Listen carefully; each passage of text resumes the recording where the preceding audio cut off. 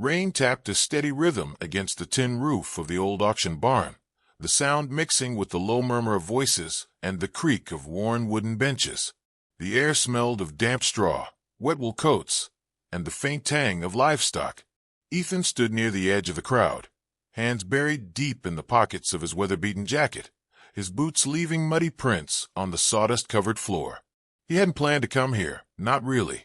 He'd been driving with no particular destination, just trying to outrun thoughts that always found a way back. Yet somehow, his truck had rolled to a stop in front of this place, as though led by an unseen pull. The auctioneer's voice rang out, loud and confident, calling bids for a pen of restless sheep.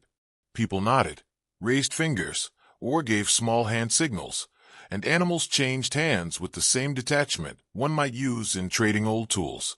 Ethan's eyes drifted past the main stage toward a dimly lit corner of the barn, where a few small cages sat half-hidden in shadow. The voices were quieter there, almost as if the space had been set aside for things no one wanted to look at too closely. He stepped closer, boots crunching over stray bits of hay. Inside the largest of the cages lay a dog, if it could even still be called that in the state it was in.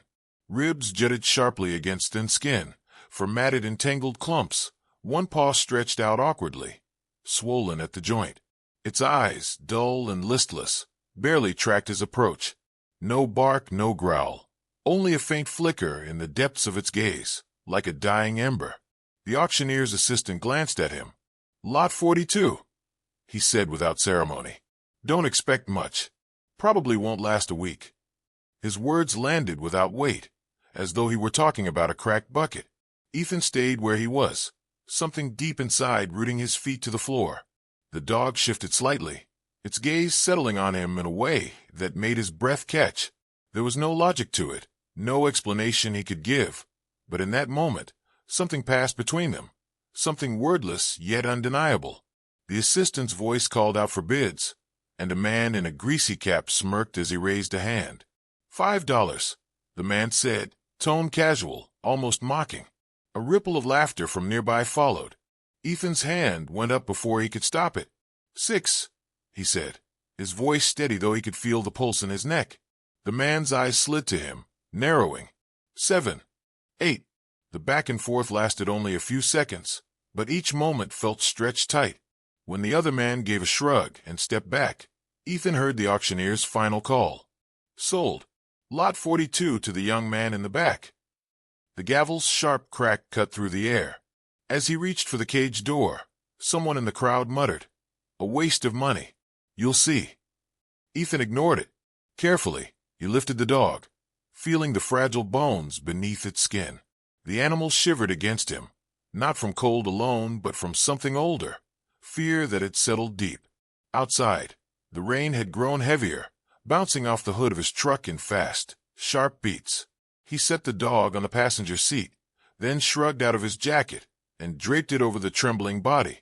The smell of wet fur filled the cab almost instantly, sharp and earthy.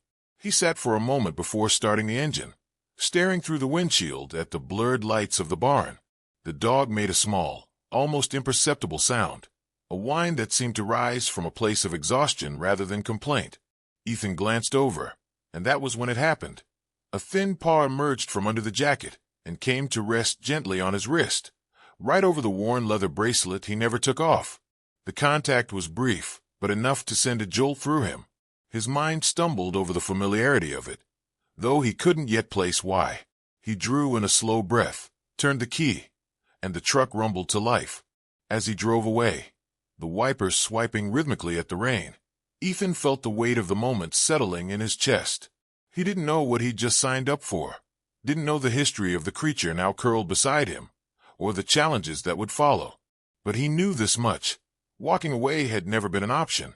The highway stretched ahead, dark and wet, the headlights carving out a narrow path through the storm. He kept glancing at the dog, half expecting it to vanish like some fragile vision. But it stayed there, breathing shallowly, its paw still lightly touching the bracelet. Ethan's grip on the steering wheel tightened.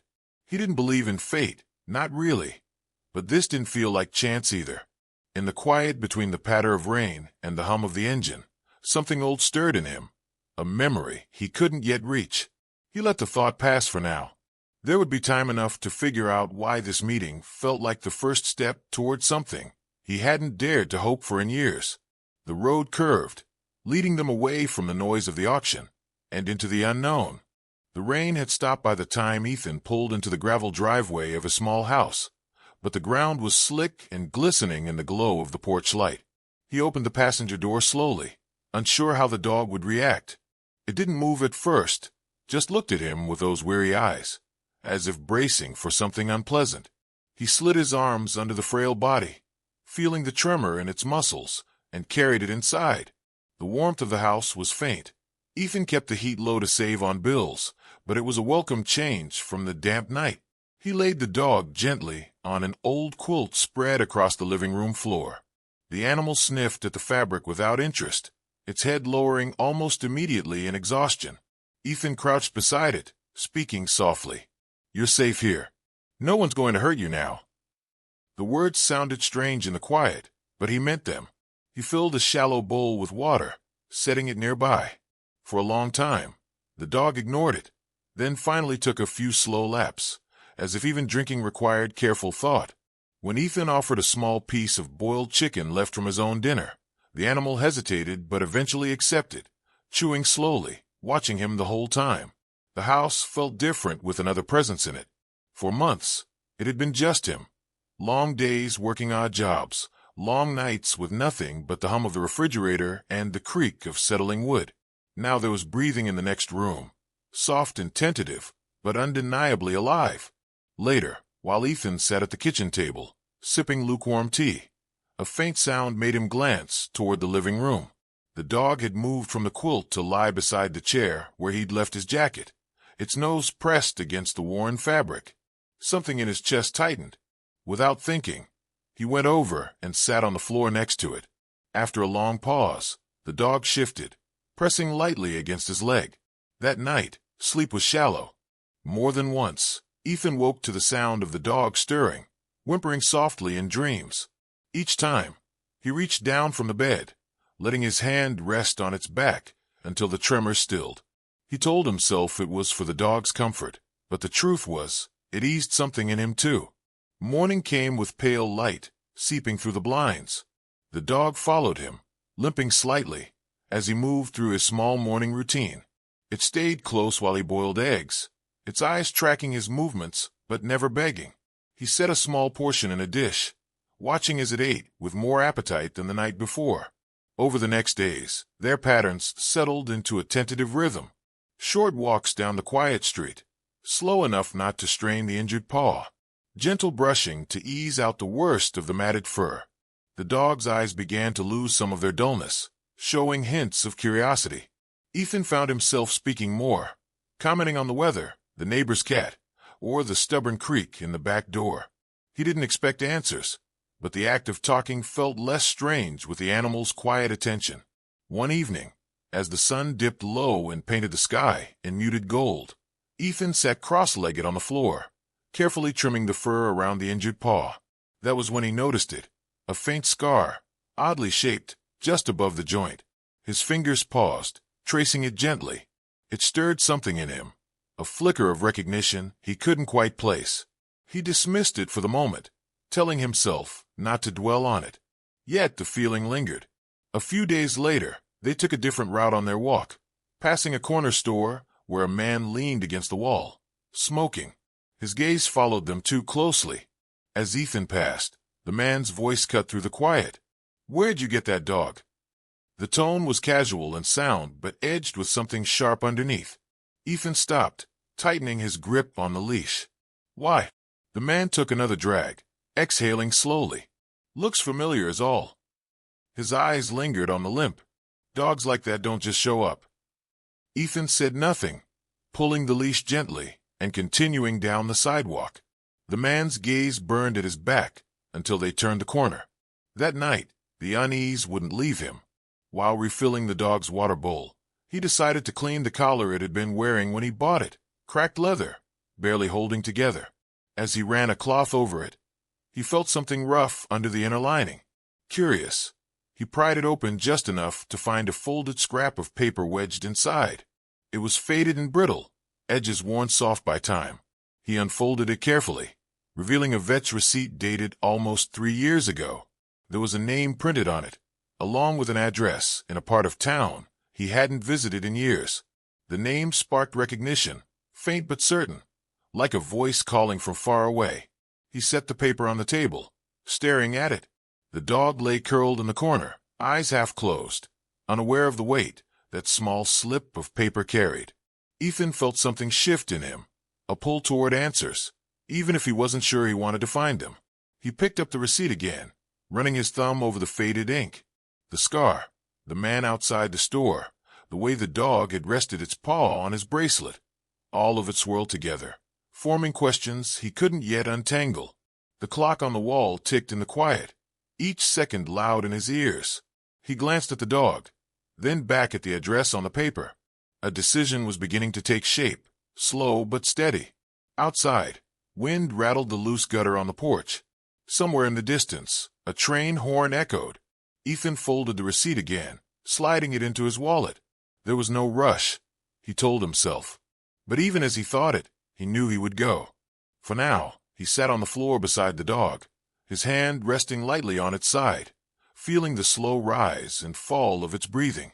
In the stillness, one truth became clear. Whatever path had brought them together, it was far from over. The following morning was cold enough that Ethan's breath lingered in the air as he loaded the dog into the truck. The receipt from the collar sat folded in his pocket, a quiet weight against his leg. He had told himself all night that he didn't need to follow it, that digging into the past was pointless. But every time he looked at the dog, the questions returned, sharper and harder to ignore. The drive to the address took them across town, past streets Ethan hadn't driven in years. The houses here were smaller, older, and weather-worn. He parked a short distance away, studying the peeling paint of the little building that matched the address. A modest sign hung over the door. Dr. Kaplan, Veterinary Services. Inside, the air smelled faintly of antiseptic and hay. The receptionist looked up with polite curiosity as Ethan entered, the dog limping quietly beside him. He explained that he had found a receipt with this address in the dog's collar and wanted to know more. She hesitated, then disappeared into the back. When Dr. Kaplan emerged, his expression shifted the moment he saw the dog.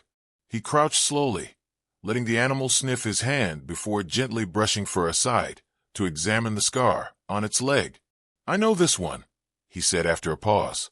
"Name's Buddy, at least. That's what's in our records." The name caught Ethan off guard, punching the air from his lungs. His mind flashed to a different time, a younger version of himself running through a sunlit field, a golden-furred dog chasing after him, tail wagging. The image vanished as quickly as it came, leaving him gripping the edge of the counter. Dr. Kaplan explained in measured tones. Buddy had been brought in 3 years ago after being found injured near the outskirts of town. The leg injury had been treated, but the dog disappeared again before anyone could find a stable home for him.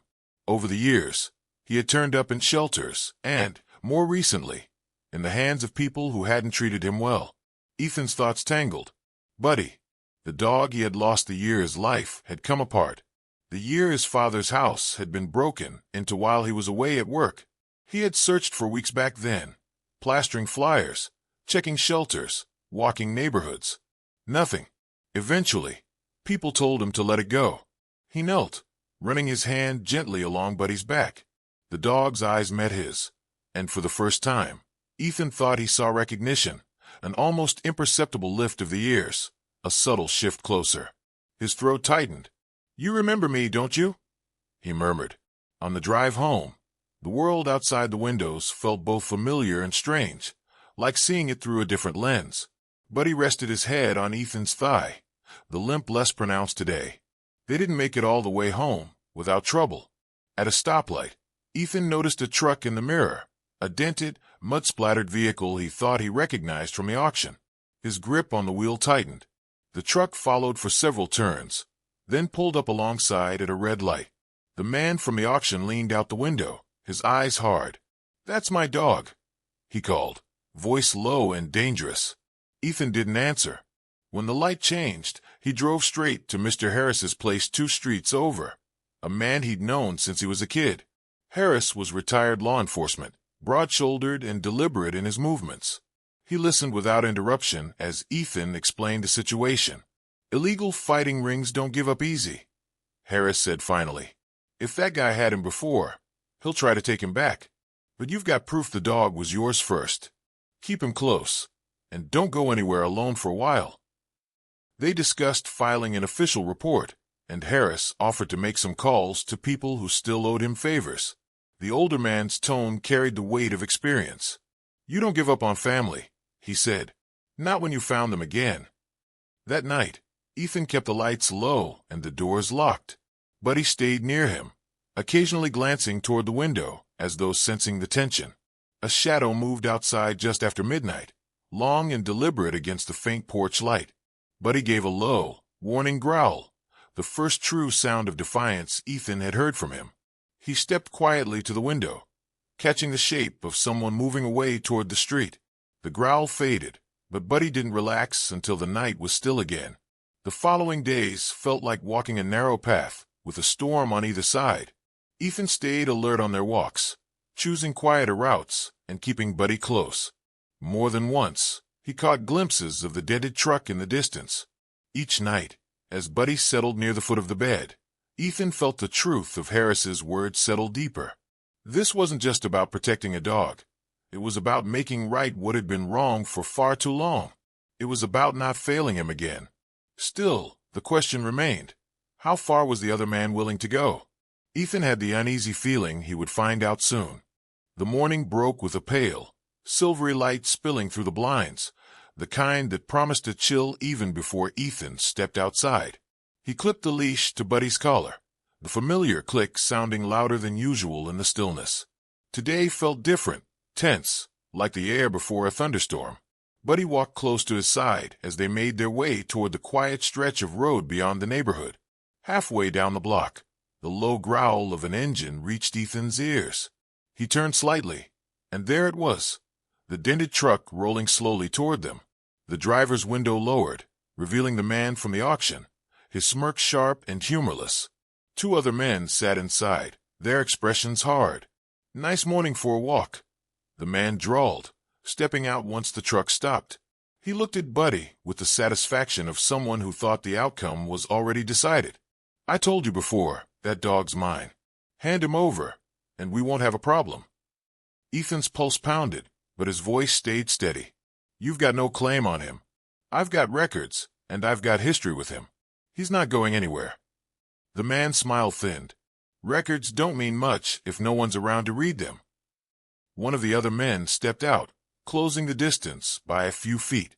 Buddy stiffened, his tail low but his stance protective, placing himself slightly ahead of Ethan. The sight stirred something fierce in Ethan, a refusal to let fear dictate his next move. "I'm not giving him up," Ethan said, his words deliberate. The first man laughed without humor. "Wrong answer." He took a step closer, the toe of his boot grinding into the gravel. The moment stretched taut, the sound of Buddy's low growl filling the gap. Then, without warning, the man lunged forward, grabbing for the leash. Ethan twisted away, shoving him back. The second man moved in, but Buddy surged forward despite his limp, teeth bared in a flash of defiance. The movement startled them enough for Ethan to pull the dog close and take a step back. A sharp bark of sirens cut through the tension. A patrol car rolled into view, lights flashing, the sound echoing off the nearby houses. The men froze. From the corner of his eye, Ethan saw Mr. Harris standing on his porch down the street, phone still in hand, his gaze locked on the scene. The officers stepped out quickly, separating the man and taking statements. One officer recognized the man from the auction, his tone shifting from neutral to firm. "We've had complaints about you before," he said. After a brief exchange, the men were escorted back to the truck, now under the watch of law enforcement. The officer returned to Ethan, explaining that they would be facing charges related to illegal animal cruelty and possession. When the truck finally pulled away under police escort, Ethan felt the tension drained from his shoulders, leaving a strange, weightless ache in its place. Buddy stood close, looking up at him with steady eyes. Ethan crouched down, pressing his forehead gently against the dog's. "We're okay," he whispered. "You're safe now. For good." The days that followed carried a quiet relief. Ethan filed the official ownership documents with the help of Harris, ensuring Buddy's name was tied to his for as long as they both lived. The process felt more like a vow than paperwork, an unspoken promise etched in ink. One crisp afternoon, Ethan took Buddy to the park where the fragments of their past still lingered. The old oak tree still stood near the edge of the field, its branches bare but strong. Buddy paused when they reached it, nose twitching, eyes scanning the space as if piecing together a half-forgotten dream. Then, without prompting, he walked to the flat rock where they used to sit, lowering himself onto it with a contented sigh. Ethan sat beside him, the cold seeping through his jeans, but he didn't move. He let his hand rest on Buddy's back, feeling the steady rhythm of his breathing. "We lost a lot of time," he said softly, "but we've got more ahead, and I'm not wasting a single day." The weeks unfolded in a slow, healing rhythm. Buddy's limp grew less pronounced as his strength returned. His coat thickened with care, and his eyes took on a new brightness. They walked farther each morning, sometimes in silence, sometimes with Ethan talking about nothing in particular. Nights were no longer filled with restless pacing or soft whimpers. Buddy slept deeply, his head often resting against Ethan's foot or leg. One evening, Ethan sat on the porch steps, watching the last of the sunset fade into night. Buddy lay at his feet, ears relaxed, the air filled with the soft rustle of leaves. Ethan thought of the first moment at the auction, the frail, trembling dog who had placed a paw on his wrist, and realized how much had changed in such a short span of time. It wasn't just Buddy who had been rescued. Somewhere along the way, in choosing to fight for the dog, Ethan had found something of himself he thought was gone.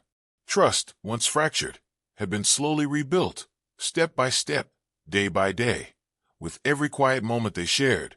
As the porch light flickered on, Ethan leaned down, scratching gently behind Buddy's ear. "We made it," he said with a faint smile. "And we're not going back." In the silence that followed, the bond between them felt unshakable, born of loss but strengthened by the choice to hold on when it would have been easier to let go. Sometimes, Ethan thought, we rescue them, but sometimes they rescue us right back. If this story touched your heart, please consider subscribing. I bring true, heartfelt stories every day.